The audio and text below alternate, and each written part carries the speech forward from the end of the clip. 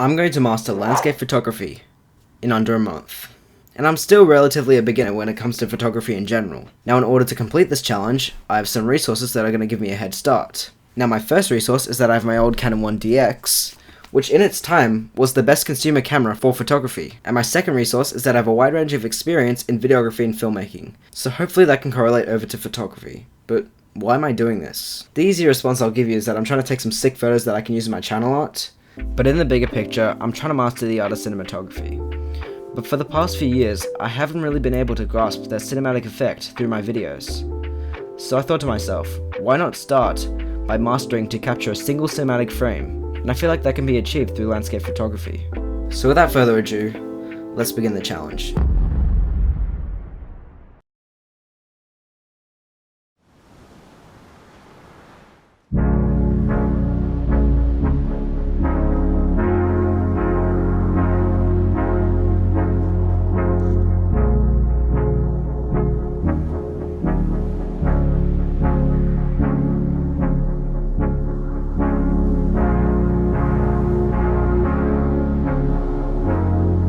I decided that the best place to start was a water landscape with a sunset.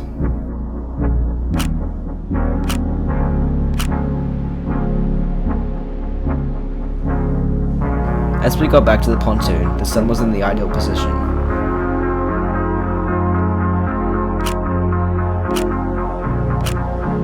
While Ollie was also flying his drone, he managed to take one of the most stunning pictures that I've ever seen.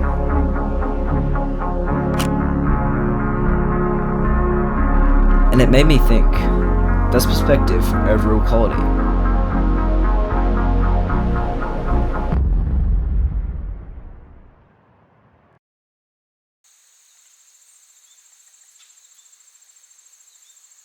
I settled on the answer that yes, perspective does overrule quality. As a matter of fact, I didn't even bother bringing my Canon 1DX and just brought my DJI Mavic Mini drone instead. But as I was just about to take my drone off, it turns out that my drone and all the batteries that I brought with me were dead. So I was stuck in one of the most stunning locations without a camera.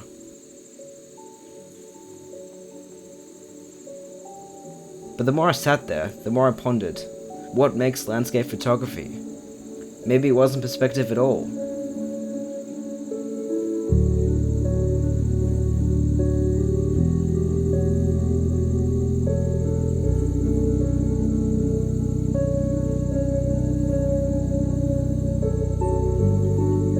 As I stared into the distance, the more I thought to myself of what would be the best way to capture what I am seeing right now. Then it hit me, the objective that I'm setting myself to landscape photography is to capture the best sight possible.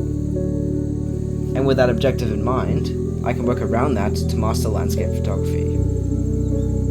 This objective wasn't too different to the Googled objective of landscape photography, which is to capture the presence of nature and focus on man-made features or disturbances of landscapes.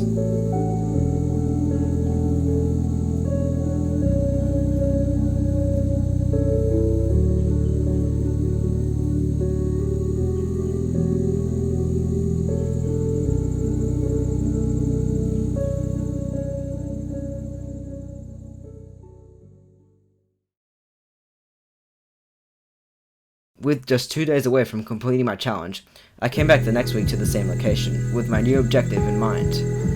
I didn't care that my Canon camera was limited to the different angles of perspective, as it's all about capturing the best sight.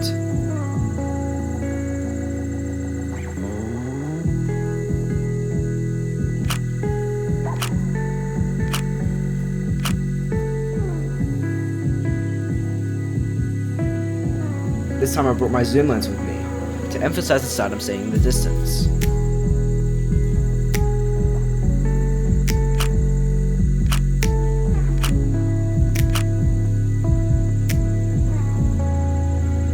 Once I was done with this angle, I went back to the exact same spot I was last week.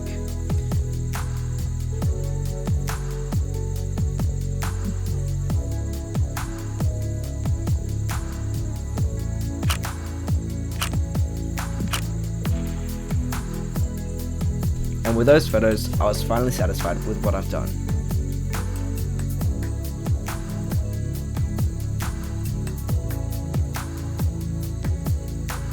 but I haven't really mastered landscape photography just yet.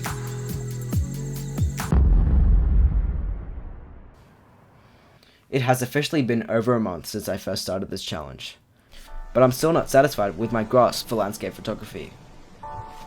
There was still one final test I needed to do to be an all-rounder when it comes to taking these type of photos, and that is capturing man-made features. So I thought, what better place to do it than at the waterfront of Kirribilli.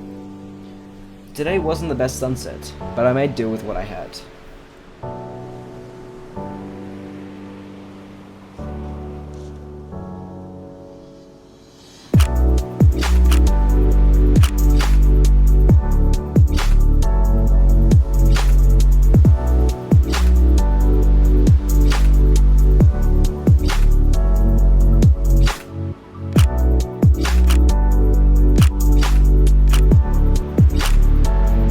As the sun finally set, I packed up and called it a day.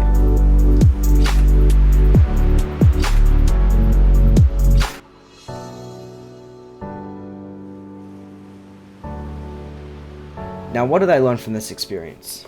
1. Always bring a tripod. It was only towards the end that I stuck my camera on a tripod, and even though it was really time consuming to screw your camera onto it, it makes all the difference in your photos as your camera is reliably stable. 2. Be sure to always be in the right place at the right time, as you manage to effortlessly take way better pictures when you're at an ideal shooting time. So be sure to do your research and preparation to pinpoint that ideal shooting time.